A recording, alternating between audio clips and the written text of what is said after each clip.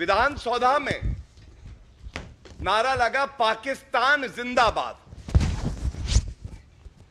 और अब जो बात मैं आपके समक्ष रख रहा हूं वो बड़ी गंभीरता और जिम्मेदारी से रख रहा हूं। क्यों ये चिंताजनक है?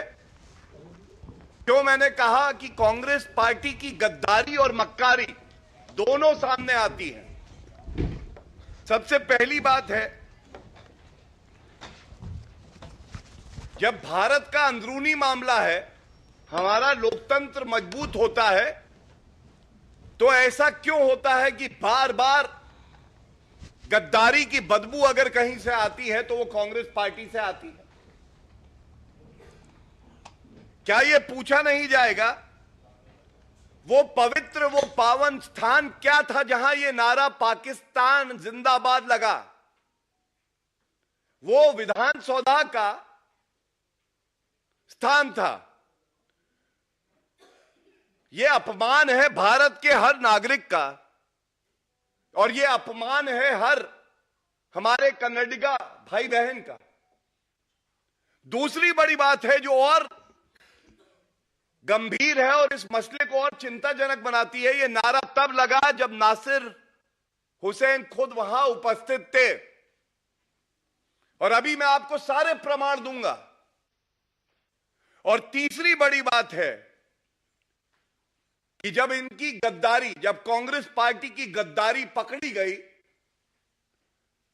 अपनी गलती नहीं मानी बल्कि भारतीय जनता पार्टी पे आरोप लगाने लगे। और मैं इस मंच से यही कहूंगा कि आज जो रोशनी, जो देशभक्ति नरेंद्र मोदी जी ने हर नागरिक के दिल में जलाई है, तो ये कहूंगा इस मंच से, दिल दिया है जान भी देंगे, दिल दिया है जान भी देंगे, ए वतन तेरे लिए। और मैं पूछूंगा, अब ये सवाल पूछूंगा, जब ये मुद्दा भारतीय जनता पार्टी ने बड़ी प्रखरता से उठाया तो सबसे पहले कहा गया कि ऐसा हुआ ही नहीं, नारे लगे थे नासिर हुसैन जिंदाबाद। लेकिन जब भारतीय जनता पार्टी ने बड़ी प्रखरता से इस मुद्दे को उठाया और बचने के लिए कर्नाटका सरकार के पास कोई जगह नहीं थी, तो उन्होंने गिरफ्तारी करी। उन्होंने गिरफ्तारी जिन 3 लोगों की करी है, उसमें एक है मोहम्मद इल्ताज। जो तस्वीर मैं आपके सामने रखूंगा, तस्वीर झूठ नहीं बोलती है, ये देखिए। पहली गिरफ्तारी मोहम्मद इल्ताज, मुनव्वर अहमद और मोहम्मद शफी, ये 3 लोग हैं जिनकी गिरफ्तारी दबाव में करी। भारत तोड़ो अन्याय यात्रा क्यों कहते हैं देशवासी?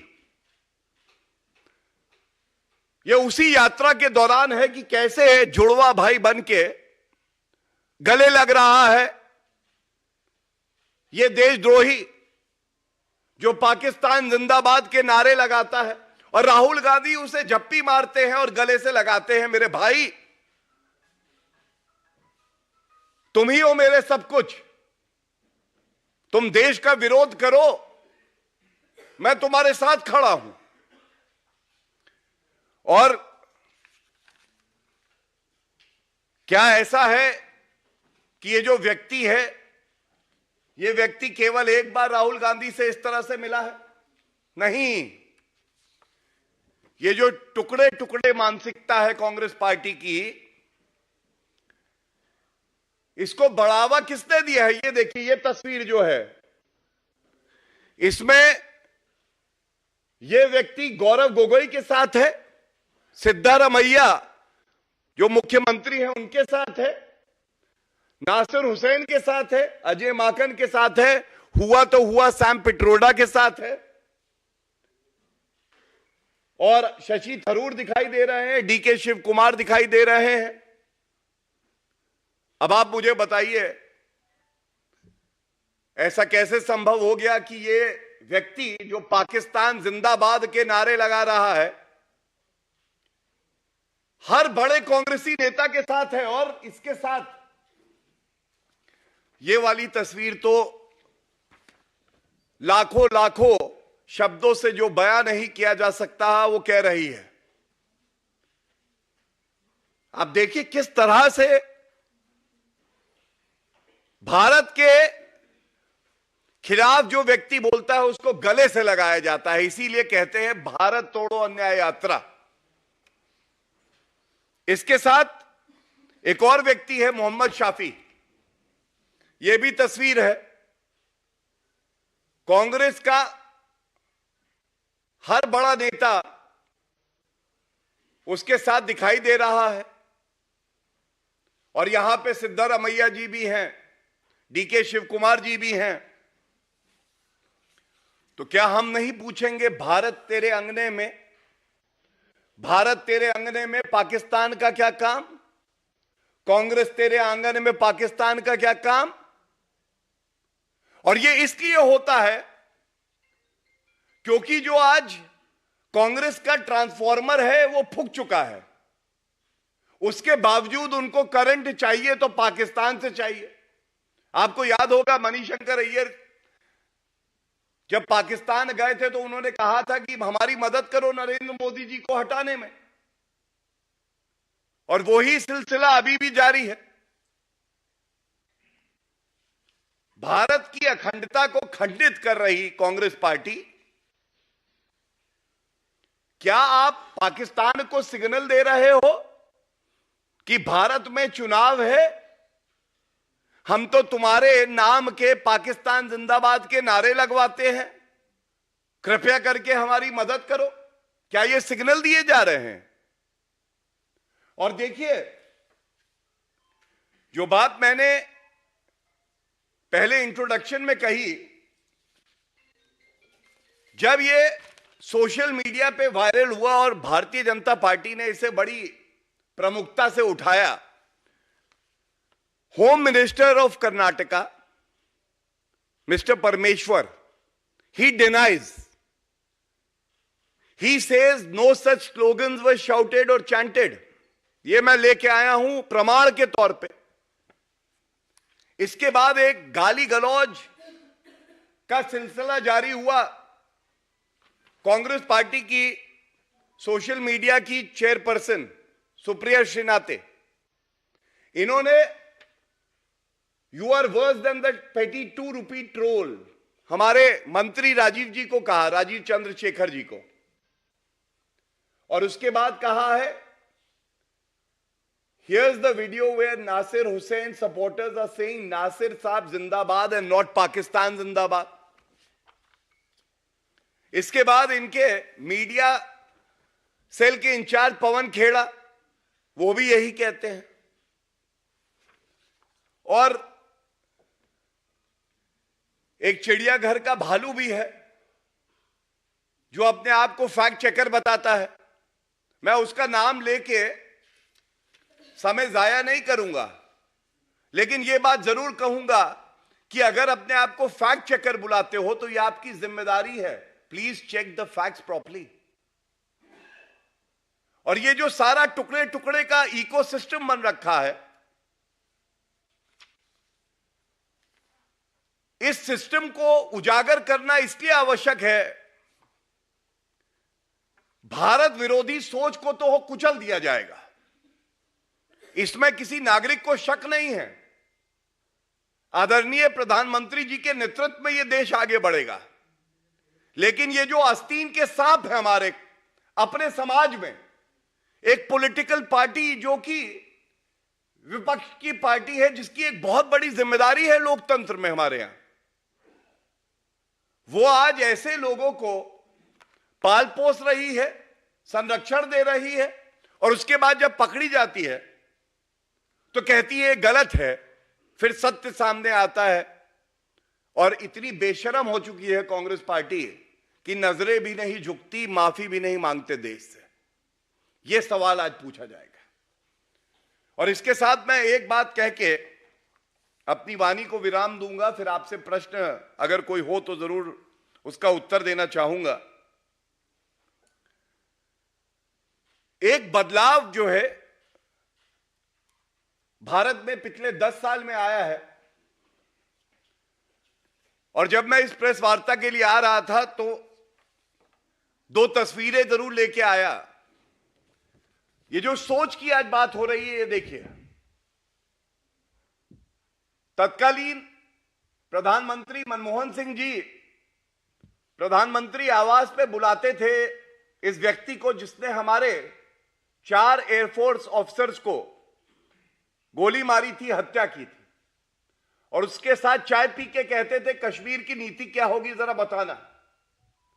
और बदलाव ये आया, आज ये दरिंदा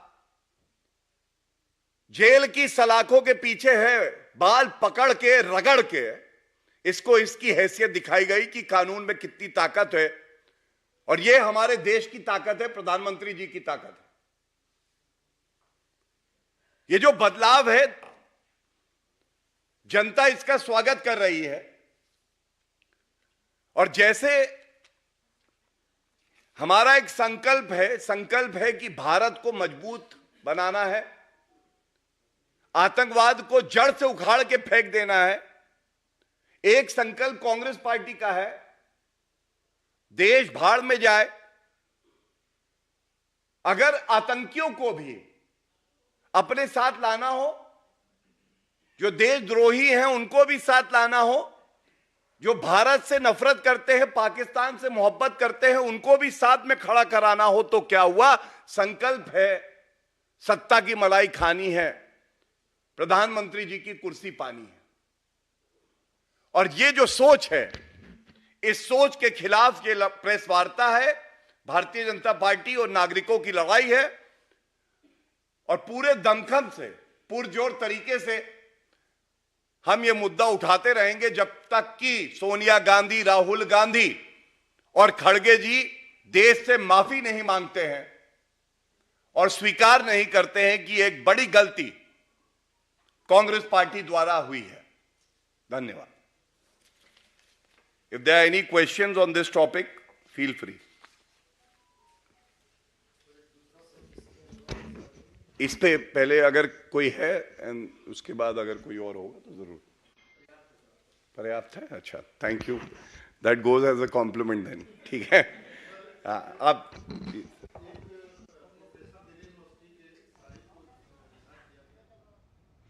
तो भाजपा के प्रवक्ता गौरव भाटिया को आप सुन रहे थे। सीधे तौर पर बड़ा आरोप लगाया है, तथ्यों के साथ में, तस्वीरों के साथ में, कि कैसे कांग्रेस का इकोसिस्टम देश विरोधी गतिविधियों को एक तरीके से हवा देता है, उसको संचालित करने में मददगार साबित होता है।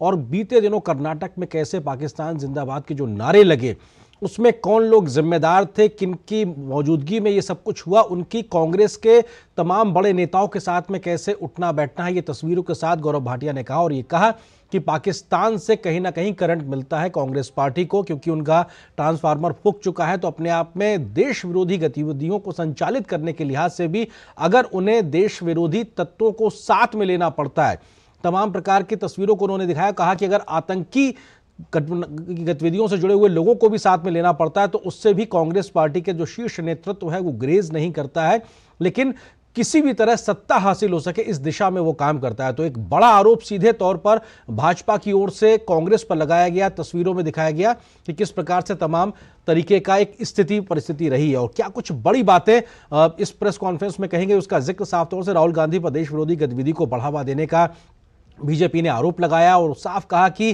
कैसे तमाम ऐसे लोग जो पाकिस्तान जिंदाबाद के नारे लगा रहे थे वो राहुल गांधी के साथ में खड़े नजर आए। कर्नाटक के गृह मंत्री ने सच छिपाने की कोशिश की है, लेकिन सच किसी ना किसी तरह बाहर आ ही गया है। और कांग्रेस पार्टी के सोशल मीडिया ने गलत खबरों को संचालित करके, प्रचारित करके इस पूरी खबर को दबाने की कोशिश की, लेकिन सच बाहर आ चुका है कि कैसे कांग्रेस इस प्रकार की गतिविधियों को बढ़ावा देने का काम करती है। राहुल गांधी की जो भारत जोड़ो न्याय यात्रा था उस पर भी कटाक्ष करते हुए गौरव भाटिया ने साफ तौर से कहा कि भारत तोड़ो अन्याय यात्रा कह के उन्होंने इस बात का जिक्र किया, क्योंकि टुकड़े टुकड़े गैंग जो एक तरीके से देश विरोधी गतिविधियों में लगे रहते हैं, अगर ऐसे लोग इस प्रकार की यात्रा से जुड़े रहे हैं, राहुल गांधी के साथ में झप्पियां लेते हुए नजर आए हैं, तो ये दिखाता है कि किस प्रकार का एक सामंजस्य इस प्रकार की गतिविधियों को करने वाले लोग और कांग्रेस पार्टी के शीर्ष नेतृत्व के बीच में है। तो सीधे तौर पर आरोप लगाया है राहुल गांधी और कांग्रेस पार्टी पर, तमाम उन बड़े नेताओं पर जिनकी सरपरस्ती में इस प्रकार की घटनाओं को देने की सजा एक तरीके से मिलती नजर आती है। तो एक बड़ा आरोप, अब कांग्रेस की ओर से इसका क्या बचाव होता है इस पे हमारी नजर रहेगी, लेकिन नजर डालते हैं इस वक्त की हेडलाइंस पर।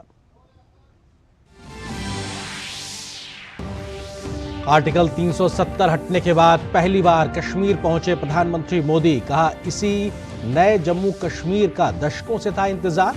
कांग्रेस और उसके सहयोगियों ने दशकों तक आर्टिकल 370 के नाम पर लोगों को गुमराह किया।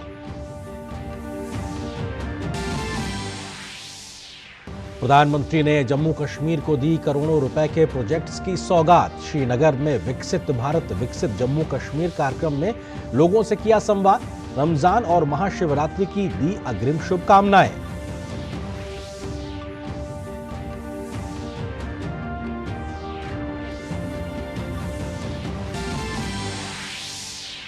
संदेश खाली जाते हुए बीजेपी महिला नेताओं को बंगाल पुलिस ने हिरासत में लिया। वहीं बीजेपी में शामिल कलकत्ता हाईकोर्ट के पूर्व न्यायाधीश अभिजीत गंगोपाध्याय ने कहा, पश्चिम बंगाल से भ्रष्ट सरकार को सत्ता से बाहर करना है एकमात्र लक्ष्य। लोकसभा चुनाव से पहले ओडिशा में नवीन पटनायक की पार्टी के एनडीए में शामिल होने की चर्चा। 14 सीट पर बीजेपी और 7 सीट पर बीजेडी के चुनाव लड़ने पर सहमति बनने की भी खबर। आंध्र प्रदेश में टीडीपी और जनसेना के बीजेपी के साथ आने की संभावना। उत्तर प्रदेश में गैर कानूनी मदरसों के बारे में एसआईटी ने राज्य सरकार को सौंपी report. Deputy CM Keshav Prasad Maurya ने कहा, शिक्षा के बहाने देश विरोधी गतिविधियां बर्दाश्त नहीं, दोषियों पर होगी कार्रवाई।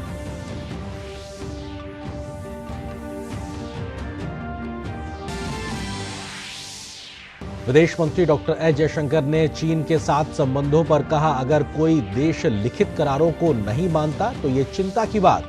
जापान दौरे पर Raisina round table eight Tokyo में बोले विदेश मंत्री।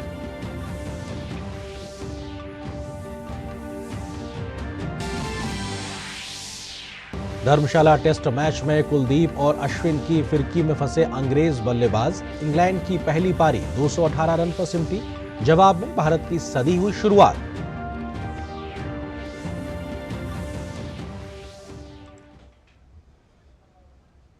खबरों पर डालते हैं विस्तार से नजर। प्रधानमंत्री नरेंद्र मोदी अपने जम्मू कश्मीर दौरे पर श्रीनगर के बख्शी स्टेडियम आज पहुंचे, जहां पर वह विकसित भारत विकसित जम्मू कश्मीर कार्यक्रम में शामिल हुए। कार्यक्रम के दौरान प्रधानमंत्री ने जम्मू कश्मीर में कृषि अर्थव्यवस्था को प्रोत्साहन देने के लिए लगभग 5,000 करोड़ रुपए के कार्यक्रम समग्र कृषि विकास कार्यक्रम राष्ट्र को समर्पित किया।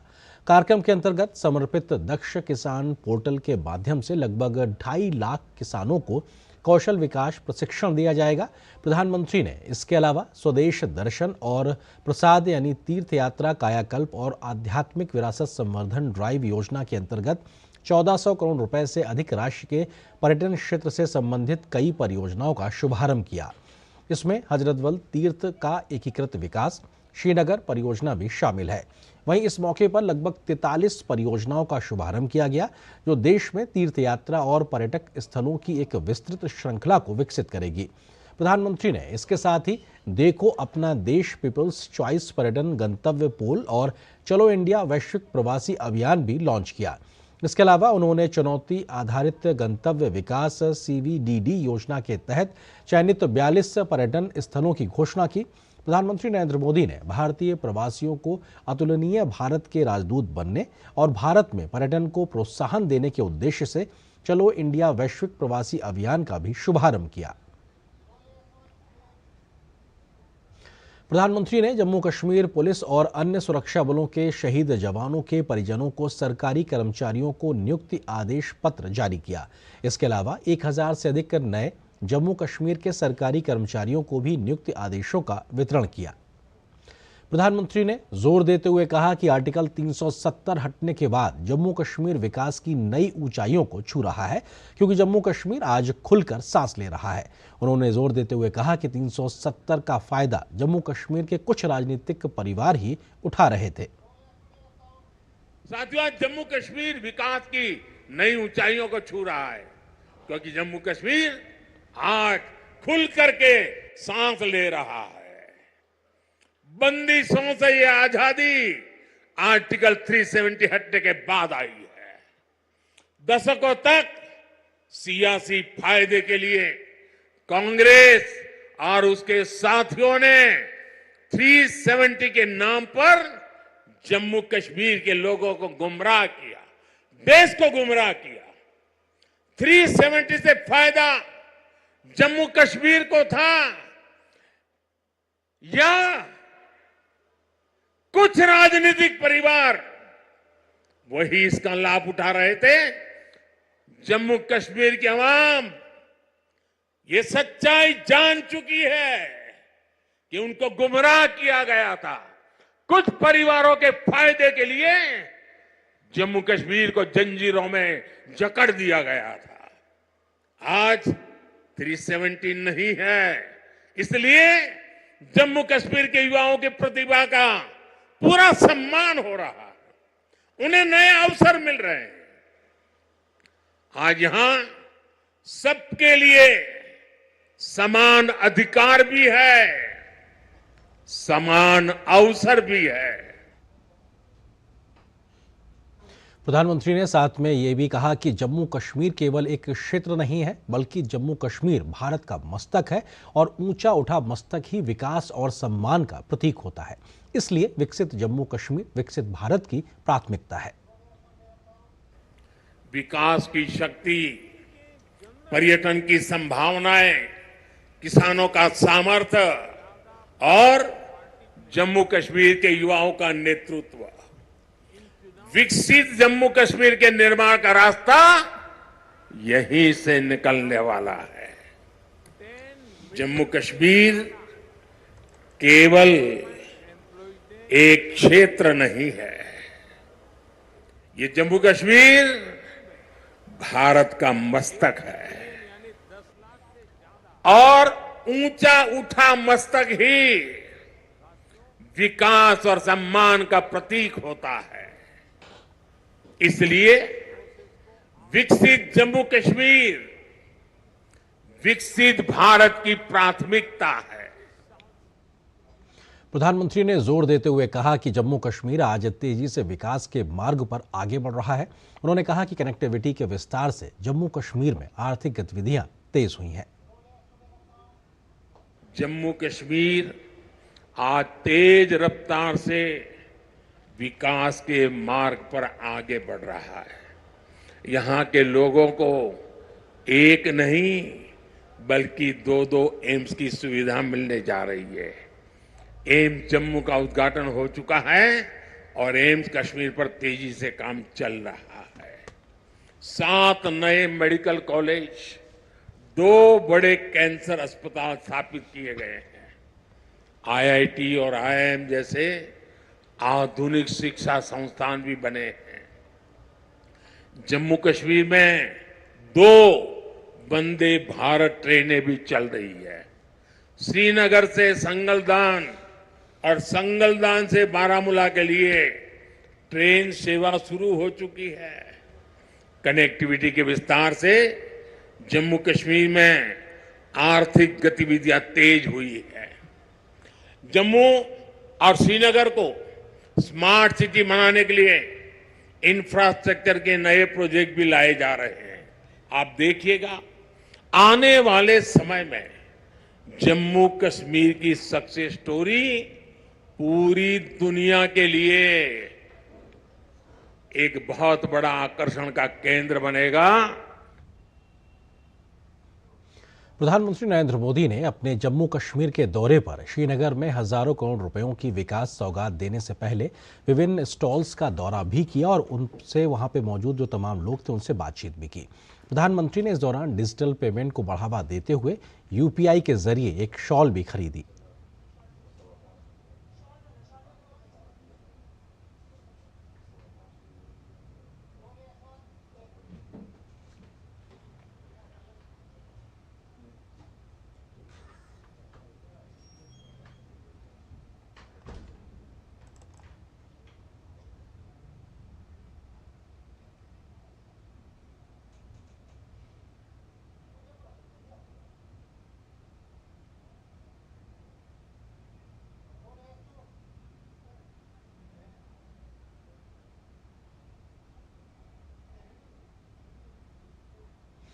जम्मू कश्मीर को विकास की अनेकों सौगात देने के मौके पर प्रधानमंत्री नरेंद्र मोदी ने श्रीनगर में अपने कार्यक्रम के दौरान विभिन्न केंद्र की सरकारी योजनाओं के लाभार्थियों के साथ संवाद भी स्थापित किया। इस दौरान लाभार्थियों ने केंद्र सरकार की विभिन्न योजनाओं से मिले लाभ के लिए प्रधानमंत्री नरेंद्र मोदी का आभार व्यक्त किया। सर, हम लोअर मिडिल क्लास फैमिली से बिलोंग करते हैं। सर, हम बचपन से ही बहुत पैशनेट थे बेकरी को लेके। जो ही हमारा admission food technology skill development में हुआ तो हमें ये लगा कि हमारे इस पैशन को एक दिशा मिली है। हमारा बेकरी को लेके एक आइडिया था। एज अ फूड टेक्नोलॉजिस्ट हम बेकरी में कुछ नए इन्वेंशंस करना चाहते थे। सरकार की तरफ से क्या क्या मदद मिली आपको? सरकार को कैसे मदद प्राप्त की आपने? सर, 2019 के बाद जो गवर्नमेंट ने डिजिटल सेवाएं सिंगल विंडो सिस्टम बनाया, उससे हमारी सारी एनओसीज पेपर वर्क हमें घर बैठे ही ऑनलाइन ही कंप्लीट हो गई। सर, हम 4 लड़कियां घर में, खाली बेटियां ही है, भाई हमारे कोई नहीं है। तो हम ऑफिसेज में जाके दर दर की ठोकरें खाने से बच गए और ऑनलाइन ही घर बैठे ही वो सारी सेवाएं हमें प्राप्त हो गई। सर, अभी बेक ओ क्लॉक के नाम से बागात में हमारा मैन्युफैक्चरिंग यूनिट चल रहा है और लगभग 2 लाख की मंथली सेल हो जाती है। तो जम्मू कश्मीर में कैसे लोग योजनाओं का फायदा लेकर एक नए प्रकार के जम्मू कश्मीर के निर्माण में योगदान भी दे रहे हैं और उनकी खुद की आर्थिक तरक्की भी साफ तौर से इन योजनाओं के माध्यम से हो रही है, ये संवाद में स्थापित हुआ साफ तौर से दिखाई पड़ा। फिलहाल एक छोटे से ब्रेक के लिए रुकते हैं, बहुत जल्द हाजिर हों कुछ और महत्वपूर्ण खबरों से आपको रूबरू कराएंगे। Come on boys, let's go practice. अरे रुक यार, मेरे बैंक अकाउंट में गलत एंट्री का प्रॉब्लम हो गया है। अरे तो बैंक को कंप्लेन करना। बैंक को लिखे 1 महीना हो गया है, बट वो गूगली पे गूगली डाले जा तो रहे हैं। आरबीआई के लोकपाल को इन्फॉर्म करो। रुक, मैं समझाता हूँ। जैसे क्रिकेट में थर्ड अंपायर, वैसे ही आरबीआई का ओम्बुड्समैन। आरबीआई कहता है अगर बैंक आपकी कंप्लेंट को 1 महीने में नहीं सुलझाता तो आप आरबीआई के कंप्लेंट मैनेजमेंट सिस्टम पर ऑनलाइन कंप्लेंट कर सकते हैं। ये आरबीआई का आसान तरीका है आपकी कंप्लेंट सुलझाने का, और वो भी फ्री। आरबीआई कहता है जानकार बनिए, सतर्क रहिए। So Seguro the automobile, the policy बाजार व अहेरो मच दिनेरो। समझ में आया? मैंने कितनी बार हिंदी में समझाया कि पॉलिसी बाजार से कंपेयर करके कार इंश्योरेंस पे 8,000 रुपए तक बचा सकते हो, पर कुछ लोगों को अभी तक समझ नहीं आया, तो मैंने सोचा स्पेनिश में समझा दूं। Adios amigos. मोदी सरकार की गारंटी, कोई नहीं रहेगा भूखा। हर महीने 80 करोड़ लोगों को मिल रहा है मुफ्त राशन। हमारा संकल्प विकसित भारत। मौसम को अपने पैशन के बीच जो नहीं आने देते, मैं उनका फैन हूं। मेरी तरह एसबीआई भी आपका फैन है, इसलिए एसबीआई आपके लिए थोड़ी एक्स्ट्रा मेहनत करता है। तो excellent customer service, assistance to MSMEs और टेक्नोलॉजी ड्रिवन बैंकिंग सॉल्यूशंस। घर छोड़ दूं, एसबीआई बदल रहा है क्योंकि हम एक बदलते देश के फैन हैं। एसबीआई, देश का फैन। मुथूट फाइनेंस, भारत का नंबर 1 सबसे भरोसेमंद financial services brand. Gold loan के लिए अभी कॉल करें 1-800-313-1212।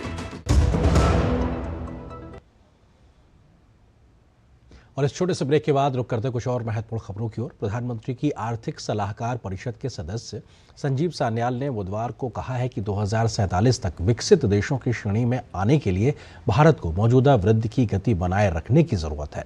उन्होंने इंडिया ग्लोबल फोरम को संबोधित करते हुए कहा, हमें अपने प्रदर्शन को 25 साल तक बनाए रखना होगा, तभी हम 2047 तक, जब हमारी आज़ादी के 100 साल पूरे होंगे, विकसित देशों की श्रेणी पर पहुंच पाएंगे। उन्होंने कहा कि यह देश के सामने अवसर है और हमें अन्य चीज़ों से विचलित हुए बिना आर्थिक वृद्धि पर ध्यान केंद्रित करके काम करना चाहिए। सान्याल ने कहा कि यह आवश्यक है कि हम वृद्धि को, संभावनाओं को साकार करने के लिए सुधार जारी रखें और कुछ आवश्यक प्राथमिकताओं को सूचीबद्ध करें। उन्होंने कहा कि सरकार शहरों के भीतर बुनियादी ढांचे और नागरिक सेवाओं में सुधार की भी जरूरतों पर काम कर रही है। राष्ट्रपति द्रौपदी मुर्मू ने आज नई दिल्ली में केंद्रीय संस्कृत विश्वविद्यालय के पहले दीक्षांत समारोह में वो शामिल हुई। समारोह में छात्र छात्राओं को डिग्री प्रदान की गई। केंद्रीय शिक्षा मंत्री धर्मेंद्र प्रधान भी समारोह में शामिल हुए। कार्यक्रम को संबोधित करते हुए राष्ट्रपति ने कहा, भारतीय संस्कृति के प्रति गौरव की भावना हमारी राष्ट्रीय चेतना का आधार है। उन्होंने कहा कि जिस भाषा में गार्गी, मैत्रेयी, अपाला और लोपामुद्रा जैसी महिला विभूतियों ने ज्ञान का अमर अवदान दिया हो, उसके अध्ययन अध्यापन में महिलाओं की भागीदारी अधिक से अधिक होनी ही चाहिए। राष्ट्रपति ने 5 विद्वानों को डी.लिट की मानद उपाधि भी प्रदान की।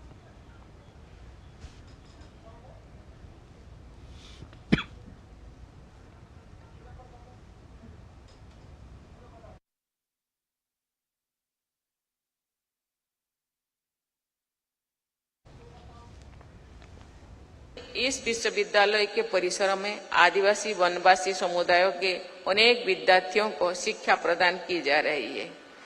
जिस भाषा में गार्गी, मैत्री, ओपाला और लोपामुद्रा जैसे महिला विभूतियों ने ज्ञान का अमर अवदान दिया है, उसके अध्ययन अध्यापन में महिलाओं की भागीदारी अधिक से अधिक होनी ही चाहिए। मुझे ये देखकर बहुत प्रसन्नता हो रही है कि आज स्वर्ण पदक प्राप्त करने वाली विद्यार्थियों में छात्राओं की संख्या लगभग समान है। ये प्रसन्नता की बात है कि आज उपाधि प्राप्त करने वाले विद्यार्थियों में लगभग 47% संख्या छात्राओं की है। ये महिला सशक्तिकरण के प्रयासों में इस केंद्रीय संस्कृत विश्वविद्यालय का सराहनीय योगदान है। राष्ट्रपति ने कहा कि केंद्रीय संस्कृत विश्वविद्यालय के कुलगीत में प्राचीन वोध परंपरा के साथ साथ नववोध शोध परंपरा को आगे बढ़ाने का संकल्प व्यक्त होता है। उन्होंने आगे कहा कि परंपरा को महत्व देते हुए आधुनिक ज्ञान विज्ञान के क्षेत्र में विद्यार्थियों को आगे बढ़ाना राष्ट्रीय शिक्षा नीति का एक प्रमुख उद्देश्य है। परंपरा को महत्व देते हुए आधुनिक ज्ञान विज्ञान के क्षेत्र में विद्यार्थियों को आगे बढ़ाना राष्ट्रीय शिक्षा नीति 2020 का एक प्रमुख उद्देश्य है। ऐसा करके हम अपने समृद्ध भारतीय ज्ञान परंपरा से लाभ उठाते हुए 21वीं सदी की चुनौतियों का सामना करने में सक्षम युवा पीढ़ी का निर्माण कर सकेंगे। राष्ट्र का स्थान केवल बुद्धि में नहीं बल्कि हृदय में भी होता है। राष्ट्र की अवधारणा जितनी बोधगम्य है उससे अधिक भावगम्य है। राष्ट्र प्रेम की भावना की सबसे उदात्त अभिव्यक्तियां संस्कृत भाषा में प्राप्त होती है।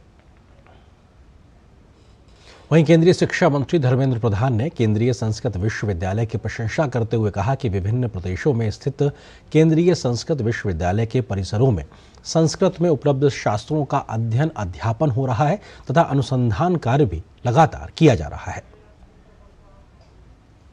मुझे यह जानकर खुशी हुई कि आपके विश्वविद्यालय ने हाल ही में संपन्न मेरा पहला वोट देश के लिए अभियान में छात्रों की सक्रिय रूप में शामिल किया है। आपकी विश्वविद्यालय नई शिक्षा नीति को लागू करने में सबसे आगे है। मुझे बताया गया कि अपार आईडी और एकेडमिक बैंक ऑफ क्रेडिट के संदर्भ में नेशनल एजुकेशन पॉलिसी की नई टेक्नोलॉजिकल इंस्ट्रूमेंट पहले से ही मौजूद है। मुझे इनोवेशन प्रोग्राम और भोज पंचांग का शुभारंभ देखकर खुशी हुई है। सेंट्रल संस्कृत यूनिवर्सिटी ने यह अभिनव कदम उठाया है जहां संस्कृत और आयुर्वेद के बीच की खाई को पूरा किया जाएगा। और बात संदेश खाली की। पश्चिम बंगाल के संदेश खाली में हुए कथित महिला उत्पीड़न के मामले पर पूरे बंगाल में हंगामा मचा हुआ है। पीड़ित महिलाओं से मिलने के लिए भाजपा की महिला नेता संदेश खाली जा रही थी, लेकिन कोलकाता के न्यू टाउन में सुरक्षा बलों ने उन लोगों को रोक दिया। साथ ही सांसद लॉकेट चटर्जी और अग्निमित्रा पॉल समेत कई नेताओं को हिरासत में भी ले लिया गया। भाजपा ने संदेश खाली के मामले पर ममता सरकार को घेरते हुए मनमाने रवैये का आरोप लगाया है।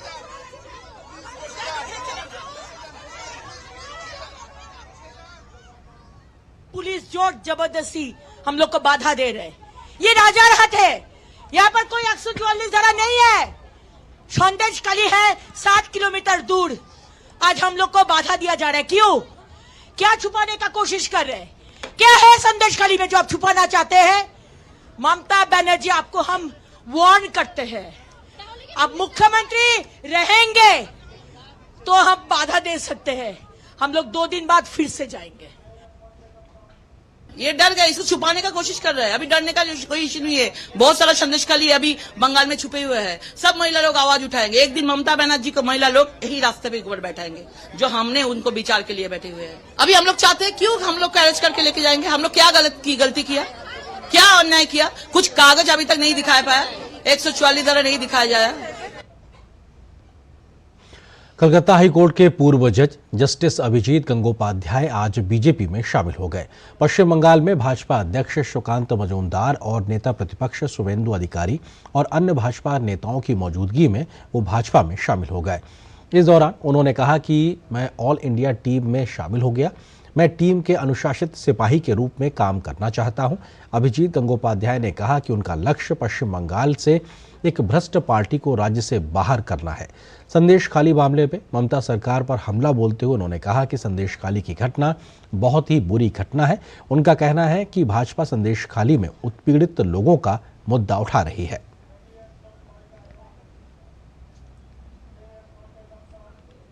Today joining is nice. The way they have welcomed me is overwhelming for me.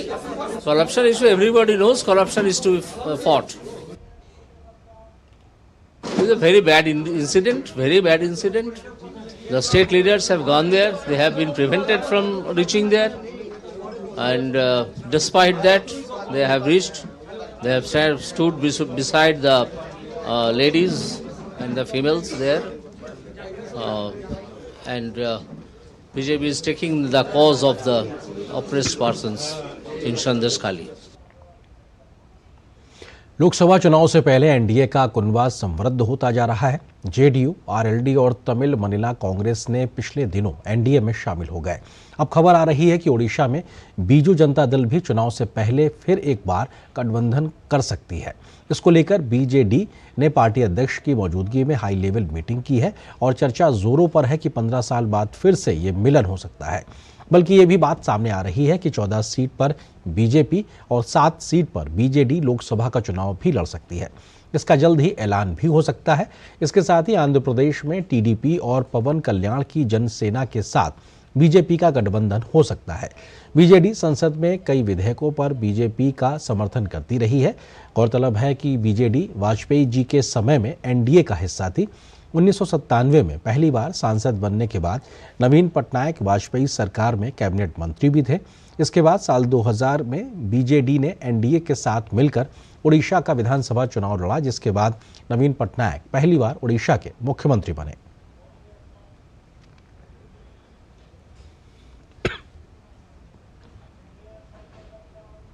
We had a high-level meeting in the party under the chairmanship of Honorable President of the party, Shri Naveen Patnaik ji, and we discussed all the aspects of the coming elections. And also we discussed what is in the grapevine or what is in the media. And we all decided unanimously, the party decided that what is best in the interest of the state, the party should take a call on that. आगामी लोकसभा चुनाव में BJP 370 और NDA 400 पार का लक्ष्य हासिल करने को लेकर बीजेपी न सिर्फ मजबूती से जुटी है बल्कि आश्वस्त भी नजर आ रही है। एक निजी चैनल से खास बातचीत में केंद्रीय गृह मंत्री अमित शाह ने इस लक्ष्य को लेकर विस्तार से बात भी सामने रखी। उन्होंने कहा कि बीजेपी ने जनता के सामने जो एजेंडा रखा उसे पूरा किया और पूर्ण बहुमत की सरकार दोबारा बनी। मोदी सरकार के कार्यकाल को दुनिया में देश का गौरव बढ़ाने वाला स्वर्णिम काल बताते हुए उन्होंने कहा कि ये फुल स्टॉप नहीं बल्कि शुरुआत है।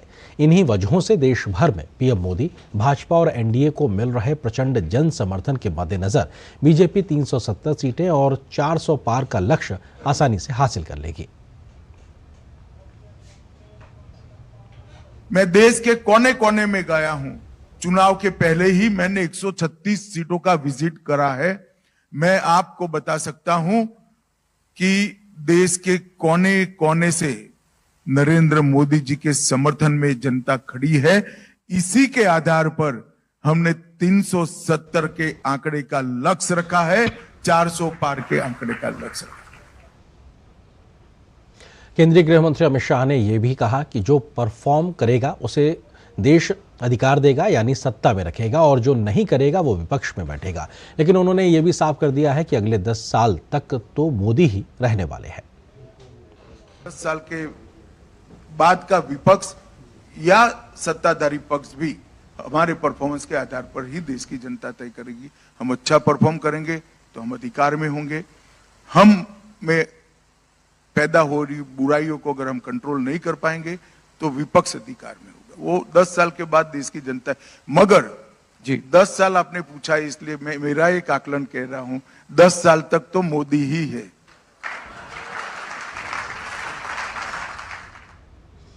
भाजपा नेता स्मृति ईरानी ने आगामी लोकसभा चुनाव को लेकर कांग्रेस नेता राहुल गांधी को चुनौती दी है। भाजपा नेता ने राहुल गांधी से अकेले अपने दम पर चुनाव लड़ने की बात कही है। अमेठी गांधी खानदान का गढ़ है, वो अपने ओर से एक कैंडिडेट देने में इतना समय क्यों लगा रहे हैं? तो उनका लैक ऑफ कॉन्फिडेंस ही आपको बताता है कि अमेठी अब कांग्रेस बेस्टियन नहीं रही है। अगर वो 2 सीटों से लड़ते हैं तो इसका मतलब वो अमेठी से अपनी हार को ऑलरेडी चुनाव होने से पहले ही घोषित कर रहे हैं। मैंने तो ये कहा था कि अगर वाकई में उनके नेता में दम है तो बिना मायावती जी, अखिलेश जी के सहारे के अकेले सिर्फ अमेठी से चुनाव लड़कर क्यों नहीं दिखाते? दूध का दूध, पानी का पानी वही हो जाएगा। केंद्रीय मंत्री अनुराग सिंह ठाकुर ने वाराणसी में आगामी लोकसभा चुनाव पर कहा है कि केंद्र में तीसरी बार भी एनडीए की सरकार बनेगी और एनडीए 400 के पार सीट जीतेगा।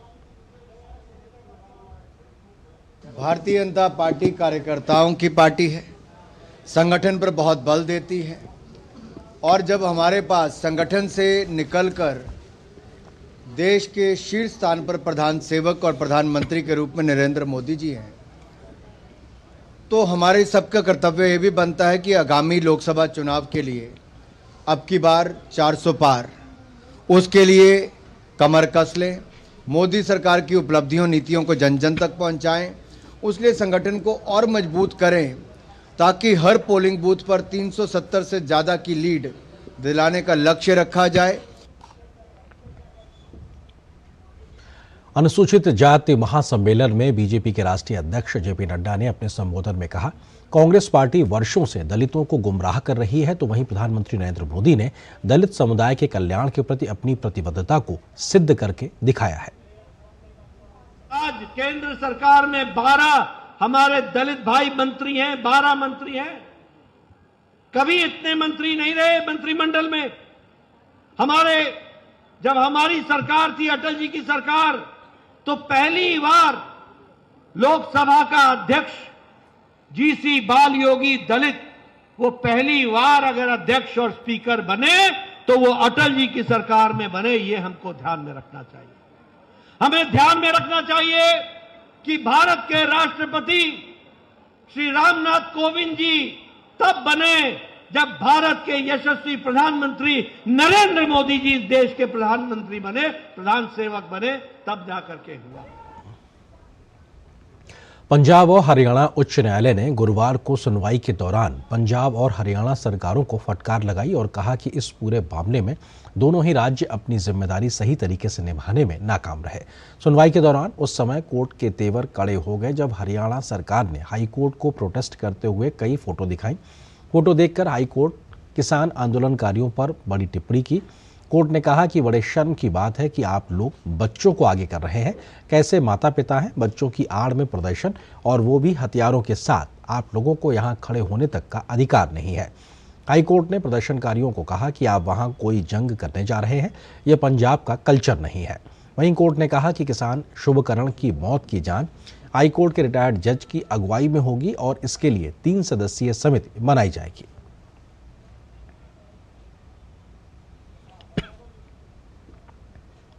केंद्रीय कृषि एवं किसान कल्याण मंत्री अर्जुन मुंडा ने आज मृदा स्वास्थ्य पोर्टल की शुरुआत की है। इसी के साथ एक कार्यक्रम की शुरुआत की जिसमें स्कूल कॉलेजों के छात्र छात्राओं को मिट्टी की जांच की ट्रेनिंग दी जाएगी। इसी के साथ कृषि सखी कार्यक्रम की भी शुरुआत हुई है जिसमें ग्रामीण महिलाएं मिट्टी की जांच के प्रति लोगों को जागरूक करेंगी। इस मौके पर केंद्रीय ग्रामीण विकास मंत्री गिरिराज सिंह भी मौजूद रहे। केंद्र सरकार कृषि क्षेत्र में लगातार बदलाव कर रही है और तकनीक के उपयोग को बढ़ावा दे रही है। फसलों की उपज को बढ़ाने और लागत कम करने में सॉइल हेल्थ कार्ड योजना बड़ी भूमिका निभा रही है। अब सॉइल हेल्थ पोर्टल की शुरुआत की गई है, जिससे किसानों को सही और सभी जानकारी एक ही जगह मिल सके। मिट्टी की जांच करने से फसलों में उपयुक्त खाद और संतुलित रसायनों का उपयोग करने में मदद मिलती है और उपज में बढ़ोतरी होती है। केंद्रीय कृषि एवं किसान कल्याण मंत्री अर्जुन मुंडा ने कहा कि मिट्टी की जांच करने के बाद पैदा होने वाली फसलों से मानव स्वास्थ्य भी स्वस्थ रहता है।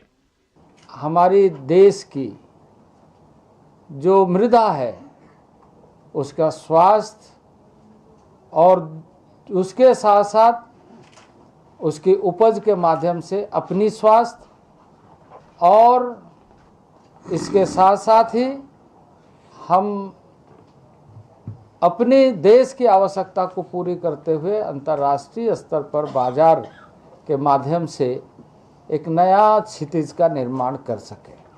मिट्टी की जांच के प्रति जागरूकता बढ़ाने के लिए एक ऐसे कार्यक्रम की भी शुरुआत की गई, जिसमें स्कूल कॉलेजों में लैब में मिट्टी की जांच की ट्रेनिंग युवाओं को दी जाएगी। इसी के साथ कृषि सखी कार्यक्रम को भी शुरू किया गया है, जिसमें छोटे और ग्रामीण इलाकों में महिलाएं किसानों से जुड़ी योजनाओं को सफल बनाने में योगदान देंगी और उनकी आजीविका के नए रास्ते भी खुलेंगे। इन दीदियों में वो ताकत है, हमें ड्रोन असेंबलिंग भी कर रही हैं। हम आज बेगूसराय में ड्रोन की ट्रेनिंग दे चुका है 100 दीदियों को। जब मिट्टी का स्वास्थ्य, जब पशु का स्वास्थ्य सुधरता है, जब मिट्टी और पशु का स्वास्थ्य सुधर जाता है तो आदमी का स्वास्थ्य स्वतः सुधर जाता है। कृषि में अनुसंधान और तकनीक को बढ़ावा देकर केंद्र सरकार किसानों की तस्वीर बदलने, उनकी आमदनी को बढ़ाने के लिए अनेकों योजनाएं चला रही है, लेकिन सभी योजनाओं का 100% क्रियान्वयन हो सके, इसके लिए केंद्र सरकार युवाओं और महिलाओं की भागीदारी बढ़ाने पर जोर दे रही है। अनुज यादव, डीडी न्यूज, दिल्ली। मणिपुर के मुख्यमंत्री एन वीरेंद्र सिंह ने कहा है कि राज्य सरकार मणिपुर राज्य में राष्ट्रीय नागरिक रजिस्टर यानी एनआरसी को लागू करने के लिए राज्य विधानसभा की सिफारिश भेज रही है। उन्होंने कहा कि इसका आधार वर्ष 1961 होगा।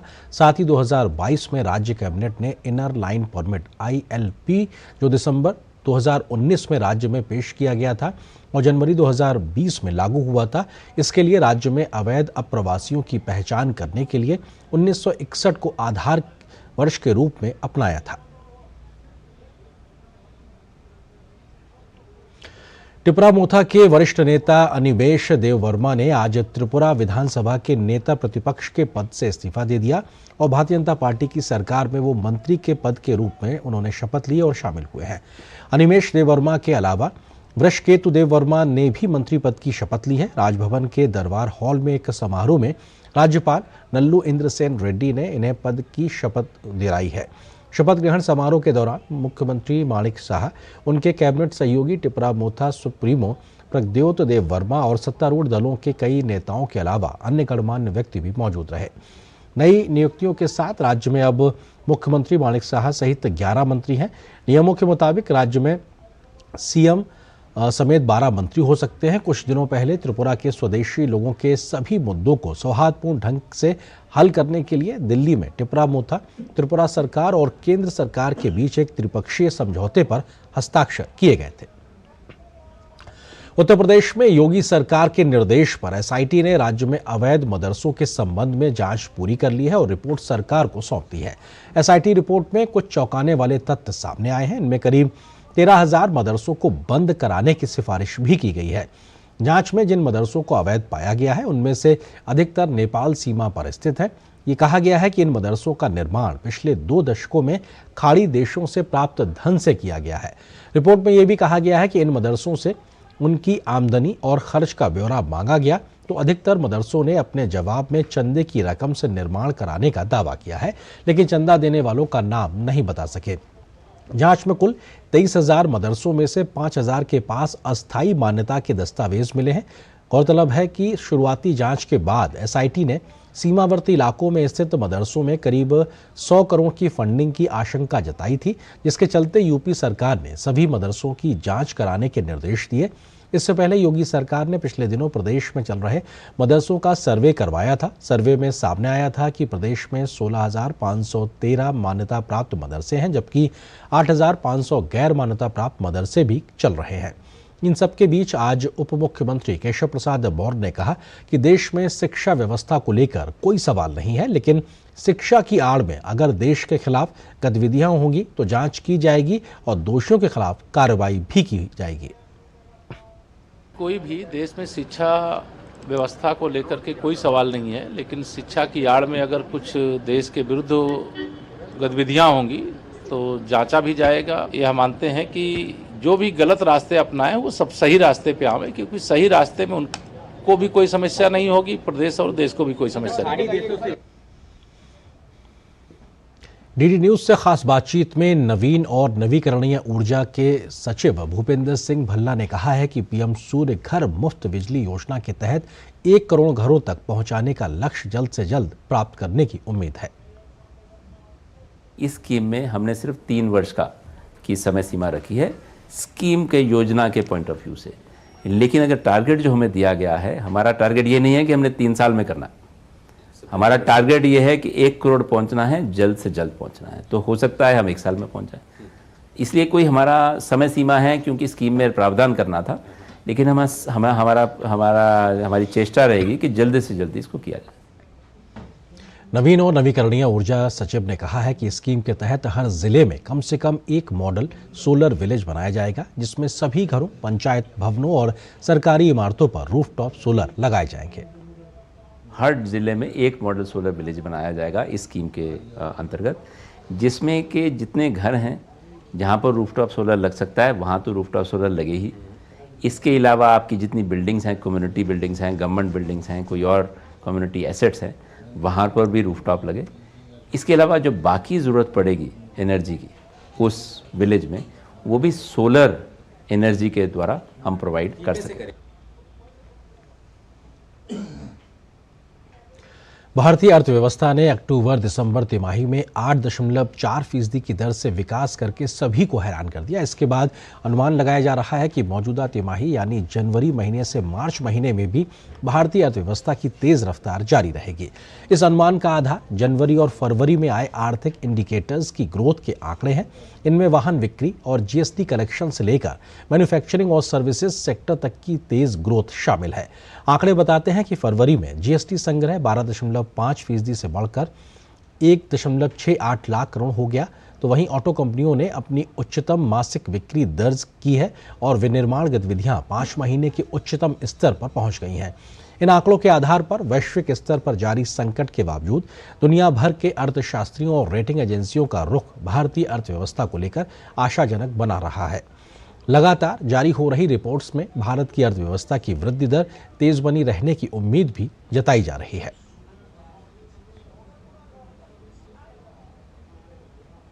चालू वित्त वर्ष में भारतीय अर्थव्यवस्था सरकार के दूसरे अग्रिम अनुमान 7.6% से भी ज्यादा तेज गति से विकास कर सकती है। ये बात भारतीय रिजर्व बैंक के गवर्नर शक्तिकांत दास ने एक टेलीविजन चैनल को दिए इंटरव्यू में कही है। आरबीआई गवर्नर ने कहा कि मौजूदा वित्त वर्ष में जीडीपी ग्रोथ रेट 7.6% से ज्यादा 8% के बेहद करीब रह सकती है। उन्होंने कहा कि वर्ष 2023 के अंतिम 3 महीनों में भारत की अर्थव्यवस्था 8.4% की दर से बढ़ी, जो 18 महीनों में इसकी सबसे तेज गति है। आरबीआई गवर्नर ने उम्मीद जाहिर की है और कहा है कि अगले वित्त वर्ष में भारतीय अर्थव्यवस्था 7% की दर से विकास करेगी। उन्होंने कहा कि भले ही जनवरी में महंगाई दर घटकर 5.1% पर आ गई हो, लेकिन अभी भी महंगाई को लेकर चिंताएं बनी हुई हैं। आरबीआई गवर्नर ने कहा कि महंगाई दर अभी भी हमारे 4% के लक्ष्य से 110 बेसिस पॉइंट दूर है। शक्तिकांत दास ने कहा कि हमारा लक्ष्य महंगाई दर को 4% तक लाने पर है। भारत दुनिया की सबसे तेजी से बढ़ती अर्थव्यवस्था होने के कारण पूरे विश्व के लिए ध्यान का केंद्र बन गया है। आर्थिक संकेतकों में यह जबरदस्त वृद्धि रियल एस्टेट क्षेत्र के लिए एक आशाजनक तस्वीर पेश करती है। रियल एस्टेट में वार्षिक विदेशी निवेश लगभग 5 से 6 बिलियन अमेरिकी डॉलर के आसपास होने के कारण एक बड़ा अंतर है, जो घरेलू पूंजी से कम हो रहा है। बदले में यह क्षेत्र अर्थव्यवस्था में महत्वपूर्ण योगदान देता है और भारत के विकास में सबसे बड़े योगदानकर्ताओं में से एक है। भारत के लोगों के जीवन स्तर में भी लगातार सुधार हो रहा है। भारत की प्रति व्यक्ति आय 1500 अमेरिकी डॉलर से बढ़कर 2400 अमेरिकी डॉलर हो गई है। लोगों को आवास, शिक्षा, स्वास्थ्य देखभाल, खाद्य सुरक्षा सहित बुनियादी आवश्यकताओं पर पहुंच मिल रही है। साथ ही वे एक बेहतर जीवन शैली की ओर आगे बढ़ रहे हैं।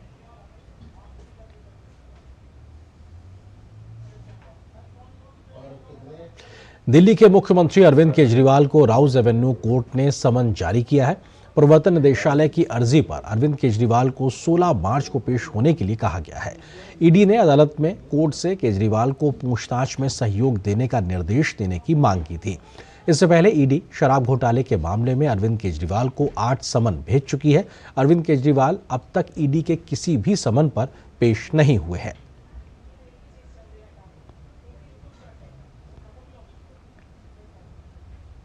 नेपाल के प्रधानमंत्री पुष्प कमल दहल ने नेपाली कांग्रेस से नाता तोड़ने और केपी शर्मा ओली की सीपीएम यूएमएल से हाथ मिलाने के बाद बुधवार को अपने मंत्रिमंडल का पुनर्गठन किया है, जिसमें सीपीएन यूएमएल, उनकी अपनी पार्टी सीपीएन, माओवादी सेंटर और राष्ट्रीय स्वतंत्र पार्टी से नए मंत्रियों को शामिल किया गया है।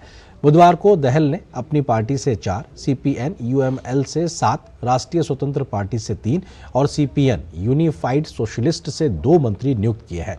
प्रधानमंत्री के पास अभी भी वन और पर्यावरण और स्वास्थ्य और जनसंख्या विभाग है।